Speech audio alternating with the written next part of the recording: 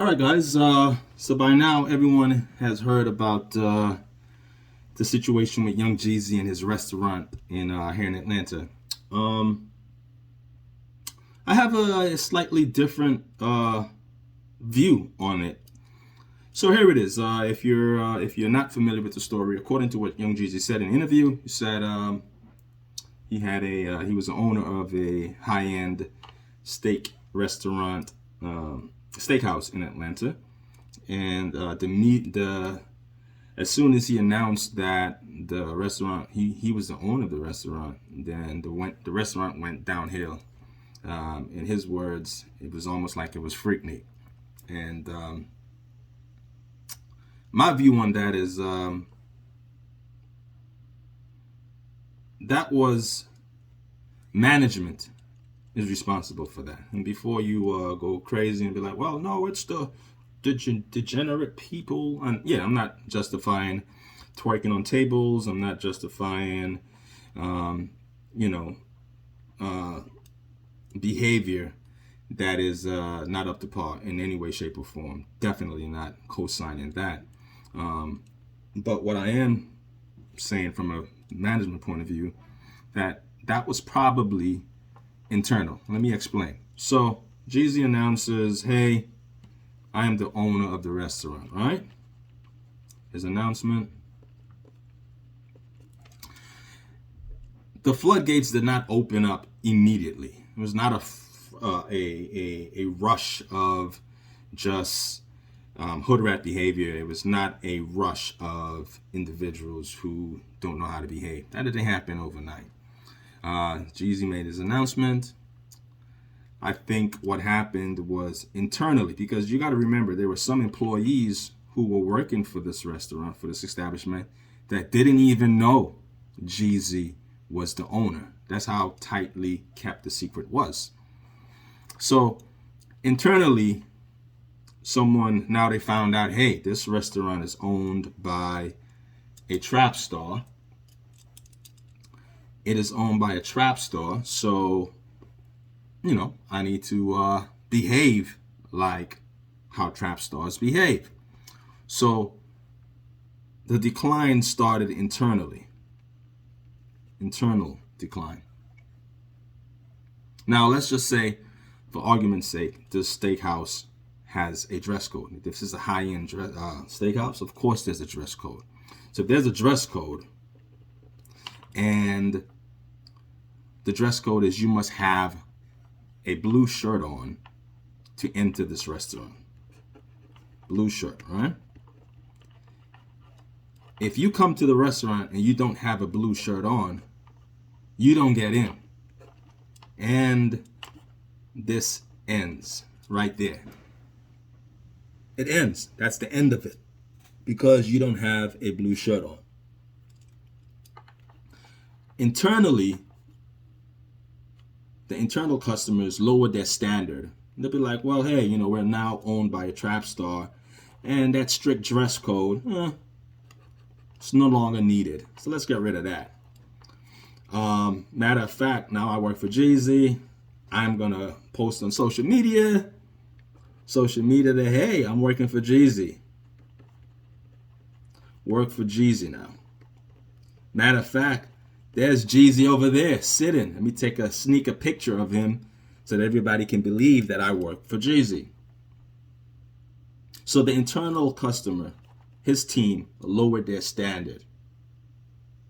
And that opened up the floodgate for the bad behavior. So, of course, now we have a strict dress code, but let's let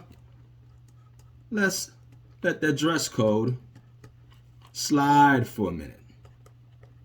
Yeah, you're not dressed accordingly. You have a jersey on. I'm gonna let you get in. You have a bonnet on. I'm gonna let you come in. Those slides or flip-flops, but they're Gucci flip-flops. Let me let you get in. Then you can see immediately how the culture is changing. Now, of course, that opens up another bag of worms for, it's called DP, dumbing down paradigm, where originally it was yes sir, no sir. Now it's what's good,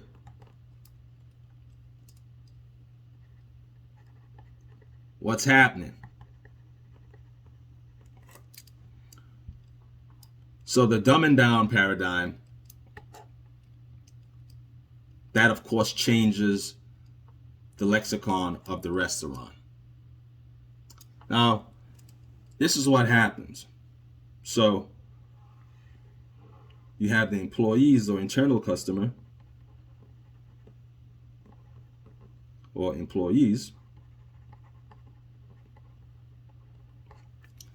and their standards have been lowered. What does that do?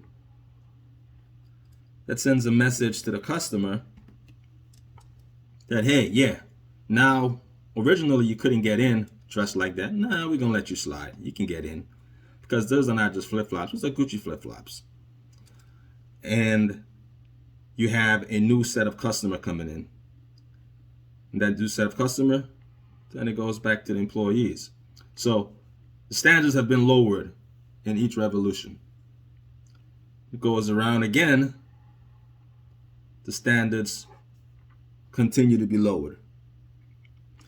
Each revolution, the standards are lowered.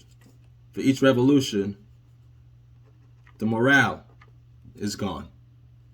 Then, of course, you have employee churn, because employees who knew what the restaurant used to be like before, they're like, okay, this place is going down, I'm out. You have customer churn. So the customers who knew what this restaurant used to be like, they're like, oh, in Jeezy's words, this place is turning into Freaknik. I'm out of here. So again, each revolution, you lose morale, employee churn, customer churn, and then eventually, ultimately, the culture has changed. And then we have this eye-opening effect. What happened when I made my announcement? Everything changed. No, everything didn't change immediately. Of course not. And again, this could have been solved right here. The minute, this is our mission, the minute you no longer meet what are in the framework of this mission, you can't enter the restaurant. So again, this stops, and this could have been avoided with the internal team. There are many celebrities who own restaurants that did not or do not experience what Jeezy experienced. Again, I'm not making giving a slide to degenerate behavior in no way, shape, or form, but I just want to give my perspective on on what happened, and showing that from a management point of view, that this could have been avoided, and other restaurant owners that are watching, that the onus is on you. Your team right here knows what's acceptable and what's not acceptable. Hold the freaking line. If his team held the line, none of the debauchery would have commenced. That's my perspective. Let me know what you guys think.